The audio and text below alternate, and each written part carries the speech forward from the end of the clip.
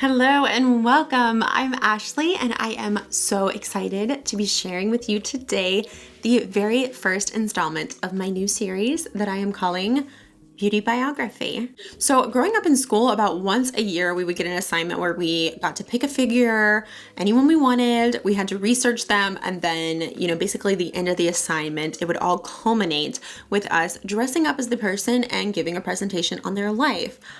It was honestly like my favorite school assignment, I think, ever. I love learning about people. I really enjoy it. And I love playing dress up. So I thought, you know what? Why don't I sit down, do a look inspired by an icon, a beauty icon, and share about their life with you guys?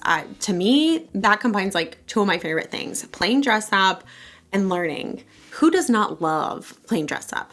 And learning. Learning is fun. Learning is fun. Like insert the Reading Rainbow theme song here, or maybe just a GIF. So that's what we're going to do today. For the first installment of Beauty Biography, we're doing, I think she's just the most iconic beauty icon to me, the just incredible, like incomparable Rita Hayworth. Gilda herself, the love goddess.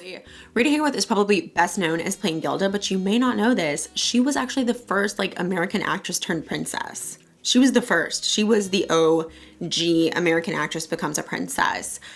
Not for long. It didn't really work out very well, but we're going to get into that in a minute. So today I'm going to tell you all about Rita Hayworth, and we're going to do this Rita Hayworth inspired makeup look. Just FYI, I just want to throw this out there. I am not trying to like polyjuice potion myself into transforming into Rita Hayworth. I don't think that I'm like an exact match in any way or even like a partial match. It's just inspired and it's just for fun. Before we begin, make sure to hit the subscribe button. It is completely free and it gives you the chance to enter my monthly giveaways. All right, let's talk Rita Hayworth. So Rita is born Margarita Carmen Cancino. She's born in Brooklyn. Both of her parents are dancers. Her dad is from Spain. Her mom is Irish American. Rita is the oldest child of three. She has two younger brothers, so we actually have that in common. I am the oldest of three. I have two little brothers. And Rita's grandfather, her abuelo, if you will, it's her dad's dad. He is like this super famous dancer in Spain. He has like a dance school in Spain, and he is like world famous or Europe famous, Spain famous for popularizing bolero, which is a type of dance. So her grandfather's a dancer, both parents are dancers. Dancing is like huge. Rita's dad wants her to become a dancer. Her mom hopes she'll become an actress. In the end, they kind of both get their wish, I guess. She's both. Yeah, they both get their wish. As soon as she can walk, she starts getting dance lessons. Her dad is like, he's really all about the dance lessons. And Rita will later say that she didn't really like dance lessons or dancing, but she never had like the courage. She says she never had the courage to tell her dad she didn't like it. So, yikes. She takes dance lessons every single day from the time like she's three and a half until she's 9, when her family leaves New York. So when she's 9, her dad decides, you know what, we're gonna move out to Hollywood because dancing is gonna be huge in the movies. He's sure of it. He's like, you know what, dancing is gonna become a big thing in movies. We're dancers, we're gonna go to Hollywood and we're gonna make it big. And he's actually not wrong about dancing becoming a really big thing in the movies, because it actually does. In the 40s, dancing movies are really big. So the Cancino family moves to Hollywood, and Papa Cancino, his name's Eduardo. I'll just go ahead and tell you. I'm not a fan of this guy, let me go ahead and tell you. So they all moved to Los Angeles, and when Rita's 12, her dad decides, you know what, Rita, you and I are gonna be a dancing duo. We're gonna be the dancing Cancinos, because you know what? Every 12-year-old girl's dream is to be in a dancing duo with her dad. So besides the fact that that's, obviously not Rita's dream, the only other problem is that because Rita is 12, under California law, she is not allowed to be working in bars and nightclubs, which is a good law. That's a good law. And I suppose all the dancing is in the bars and nightclubs. So, of course, Eduardo, he's not going to be stopped. So he decides, all right, well, you know what? Then we're just going to go to Tijuana. I'm just going to take my 12-year-old daughter to Tijuana to dance with me in bars and nightclubs. This is the early 1930s. Tijuana is a really popular tourist spot for people from LA, and I mean, it's a good idea besides the fact that it's just really a bad idea. So because Rita is always dancing and working, she ends up never completing high school. She only completes ninth grade. And it turns out that, shocker, her dad is not a nice guy. He's actually a really terrible guy. There are stories in some autobiographies of her where she talks about that if they didn't make enough money at the clubs, her dad would like send her out to go like fishing, to go find fish for their dinner. And if she came back empty-handed, he would abuse her. And he abused her in several ways. I'm not going to talk about them because it's upsetting and terrible, and I don't want to upset anyone, including myself, because it's upsetting. So when she's 16, Rita is dancing in a club with her dad, and the head of Fox Films comes in, and he sees her and he's like, oh wow, she's special, because she was special. And if you, oh my gosh, we'll talk about her dancing later, but like her dancing, like I can definitely see if I was the head of a major motion picture film house, is that how you say it? I would be like, wow, you're a talented lady. You are not lady. She's 16 at this point. Anyway, the head of Fox sees her and he asks her to come in for a screen test. She comes in for a screen test really soon after, like maybe the next day. I don't know the exact timeline because it was a long time ago. And immediately he signs her. He signs her to a 6-month contract, which I mean, I guess it's like a test contract.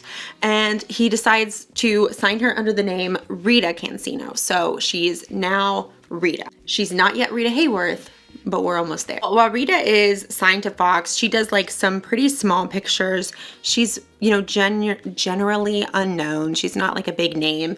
And they are usually casting her as a foreigner or the exotic type because, spoiler alert, people in Hollywood then were racist.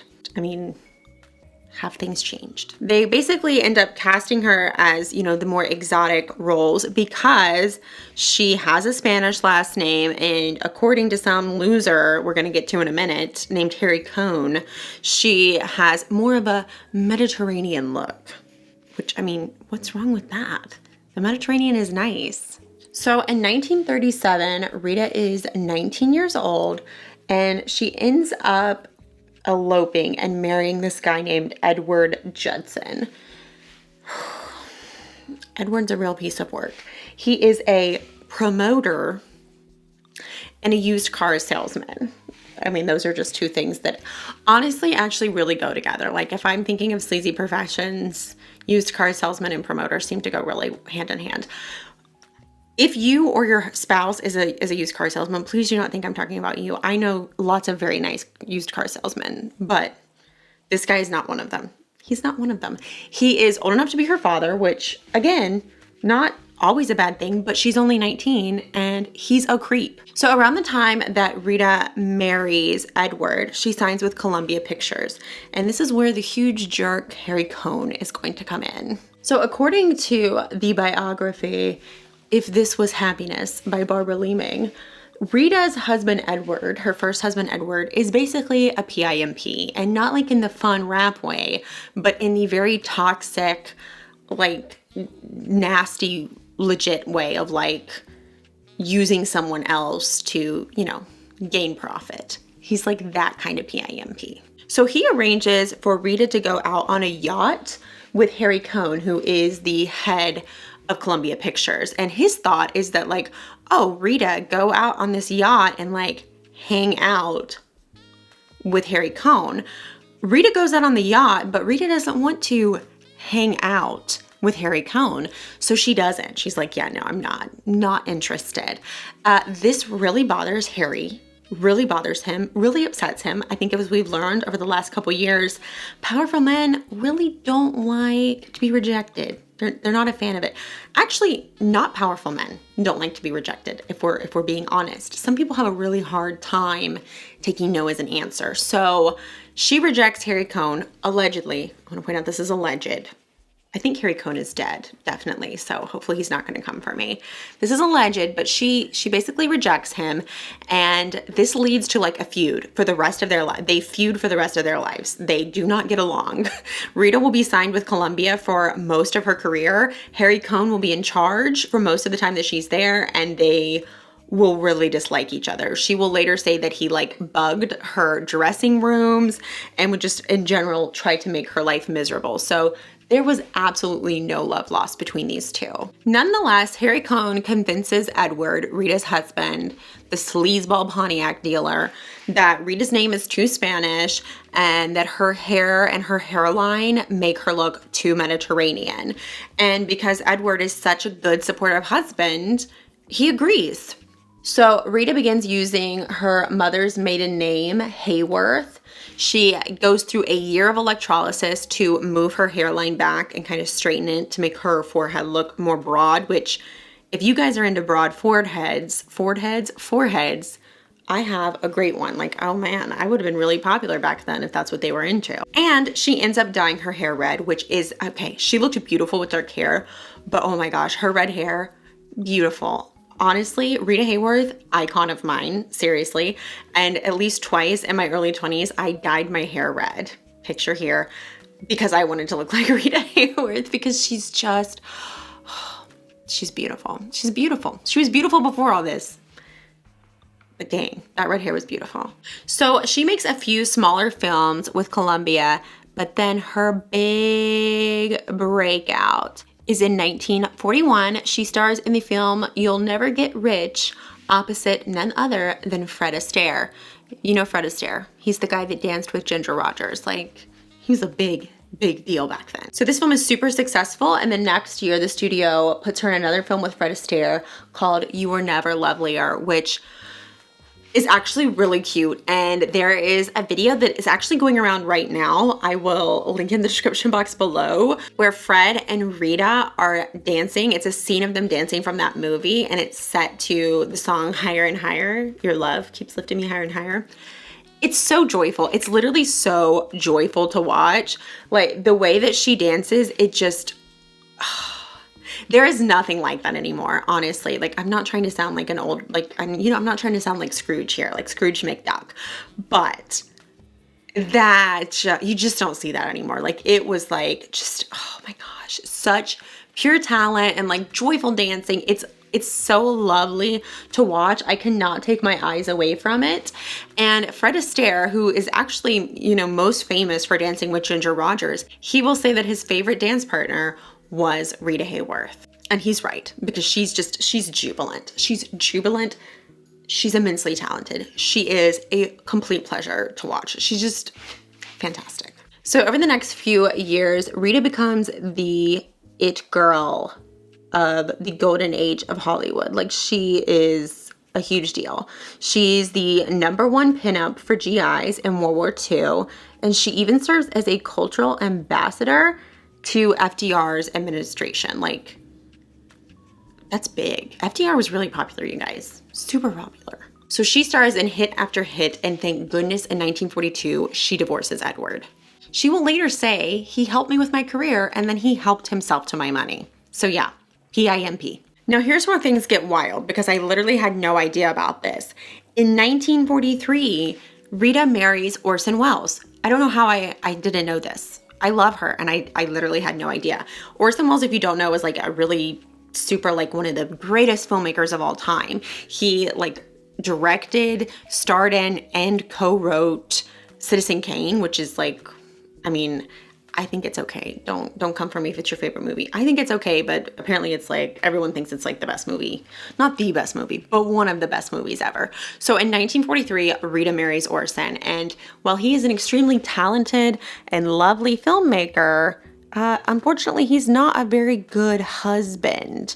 He actually ends up having affairs with Dorothy, aka Judy Garland, as well as Anderson Cooper's mother, Gloria Vanderbilt. So yeah, Orson was getting around. But something good does come from this marriage, and Rita gives birth to their daughter, Rebecca, in 1944. So in 1946, Rita stars in just the film of her career, one of my favorite movies. It's actually a really good movie, Gilda. This movie makes her even more of a star than she was. I mean, seriously, it just makes her like the bombshell of the 1940s. She's so much of a bombshell that the fourth atomic bomb ever detonated is actually a test bomb that they detonate in the Marshall Islands. This bomb is owned by the US, and they end up putting the name Gilda on the bomb, on like the atomic bomb warhead, I guess you would call it. Is it called a warhead? I think.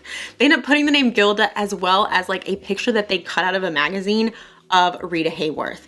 Now, when I say they, I have no idea who I'm talking about because I have looked and searched to try to figure out who is it that just gets to decide, oh, we're gonna put a picture of someone on the side of this nuclear weapon.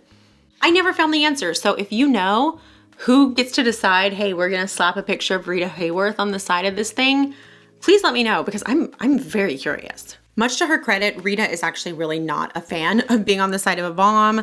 She tells her husband at the time that she hopes that one day she can tell her great-great-granddaughter that her picture was on the last atomic bomb ever detonated. So the year after she stars in Gilda, 1947, she stars in the movie The Lady from Shanghai, which is one of her husband at the time, Orson Welles' movies. She actually cuts her hair and goes blonde for this movie. It's a pretty good look. Pretty good look, not gonna lie. This film receives mixed reviews at the time, but then it later goes on to be like regarded as a classic. Shortly following the release of this film in 1947, Rita and Orson do divorce because, I mean, he was having all these affairs all over the place. So Rita takes a trip to the city of Cannes, which if you didn't know, because I didn't know, is a city in the French Riviera. I don't go to the French Riviera a lot, so I had to look it up. While she's in Cannes, she meets Prince Ali Khan. Now, Prince Ali Khan is not like the prince of any kind of like lands. He doesn't own he doesn't like reside over any kind of land like Genovia or anything like that. He just has the like courtesy title of prince because he is the son of an imam that was like a big deal in British India. So the British royal family gave all of the descendants of his father courtesy titles. So that's why he is a prince. I just want to interject really quickly that I am not even going to try to make my brows skinny like Rita's because I love my brows too much to put them through that. And this look is inspired. Again, not a complete like shot for shot transformation. It's just an inspired look. Rita dates Prince Ali for about a year. And then in 1949, she breaks her contract with Columbia. She's supposed to be filming a movie in LA and she's like, nope, I gotta go. F you, Harry Cohn, I don't like you anyway. And she moves to France to marry Prince Ali. Now, I'm sure this is gonna come as a shock to you because so far Rita has had just fantastic taste in men. But as it turns out, Prince Ali, not a great husband. Not a great husband. A little bit of a womanizer, a little bit of a playboy. Now, also unsurprisingly, because Rita was technically still legally married to Orson Welles when she started dating Prince Ali, and I think in no small part because Prince Ali is Muslim, Americans start to boycott Rita's films. They're really ticked off at her, let me tell you what. The silent majority is ticked. It's a real bummer. But again, there's a silver lining because in December of 1949, Rita gives birth to their daughter, Princess Yasmin, who, I'm gonna be honest, after I researched all this, I think she's my favorite person in the story. She's lovely. Unfortunately, Prince Ali is a little bit of a playboy, and believe it or not, marriage and a baby don't change him because guess what? Marriage and a baby never change men. If a guy is a bad boyfriend, he's probably going to be a bad husband and a bad dad. I don't know who needs to hear that message, but there are some people out there that need to hear that message. So rumor has it that Ali is unfaithful, and in 1951, Rita leaves France and she takes her two daughters to go live in New York City. Now, she is still contractually obligated to Columbia. Remember Harry Cohn? Harry Cohn is like, listen, if you don't get back here, we're going to sue the pants off of you. You're going to have to pay back a bunch of money. Like, you got to get back here. So Harry Cohn basically forces his hand, or her hand, I'm not sure how the expression would work here. Basically, Rita is forced to go back to Hollywood and start making some more movies. She stars in Affair in Trinidad, which actually becomes an even bigger box office hit than Gilda. It makes $1 million more at the box office than Gilda did. So she still has a lot of star power. She makes several other really successful films right after that one, but sadly, she winds up in yet another really crappy marriage. This one is to an abusive man named Dick Hames, and the abuse and just the tumultuousness of that relationship leads to her not acting for basically 4 years. Now, in that 4-year period that she's not really making films because she's, stuck with this evil man, Dick Hames, another starlet basically steals the show and becomes the darling of Columbia Pictures. And that darling is actually Kim Novak of Vertigo fame, another really good movie. So basically that kind of just wedges Rita out. So her contract with Columbia is done and she moves on. So in 1957, shortly after she leaves Columbia, she meets and marries a man named James Hill. And James Hill is probably the absolute worst of all of her worst husbands. Thankfully, he's also going to be the last, because after this one's done, there's going to be no more husbands, which I think is probably just the right thing for Rita at this point. James is such a terrible person that Charlton Heston himself will write in his autobiography that he once spent time with Rita and James, and he describes the way that James treated Rita as a marital massacre. And Charlton Heston himself even surmises in his autobiography that he is ashamed that he didn't punch him, or as he says, slug him. Like, can you imagine being such a crappy person that Charlton Heston years later is like, wow, in my autobiography, I want to talk about how I really should have punched you in the face. Yeah, that's not how you want to live your life. Do better, James. Do better. Now, by 1960, Rita is 42 years old. She's still acting, but she is exhibiting symptoms of Alzheimer's disease. She has a very hard time remembering lines. She has these temper fits, and she's often confused. She has such a hard time remembering lines that sometimes she will learn one line, go deliver it, have to go back to her trailer, and they teach her another line. They have to go one line at a time. Now, keep in mind, this is someone who acted and danced for years. I mean, she would have to learn these routines, dance routines, long, 4 or 5 minute long dance routines. And Fred Astaire actually said that she would memorize them so easy. He'd be like, I would teach her a dance in the morning. She would go to lunch. She would come back in the afternoon and she would have it down. That was it. She just was such a quick, learner and memorizer. So this is really out of character. Now, at the time, Alzheimer's awareness is very low. So unfortunately, her friends and family just attribute this to alcoholism. They don't realize that it's because of Alzheimer's. Her last film is The Wrath of God in 1972, and after that, she has to leave. She tries to make another movie, but she ends up leaving halfway through production because her health is just so bad. So for 20 years, Rita will exhibit symptoms before she's finally diagnosed in 1980 with Alzheimer's disease. There's actually a medical historian. I don't know if you knew that was a thing, but that is a profession. So his name is Baron Lerner, and he ends up saying that Hayworth's diagnosis being made public in 1981 actually does a lot to bring awareness to Alzheimer's, because there was not a lot of awareness between the time it was discovered in the early 1900s and when Rita Hayworth was publicly made it public that she had Alzheimer's disease in 1981. So her diagnosis actually brings a lot of attention to Alzheimer's. It also helps to, he says, destigmatize Alzheimer's, because people just didn't know a lot about it back then, and there was definitely a stigma around it because it was neurological. So at this point, you're probably thinking, wow, Rita had a really hard life. Abusive father, abusive husbands, which probably correlated. Don't abuse your children, please, because that is their blueprint for later relationships, is their relationship with you. So please don't abuse anyone. It's not okay. If you feel like you need to abuse people, please seek help and therapy, because it's just not cool. So I know what you're thinking. This is really depressing, Ashley, but I promise there is a really beautiful ending. And as soon as I do my lips, I'm going to tell you, because I can't talk and do my lips at the same time. I can't do my lips not talking, to be honest, because a red lip is really hard.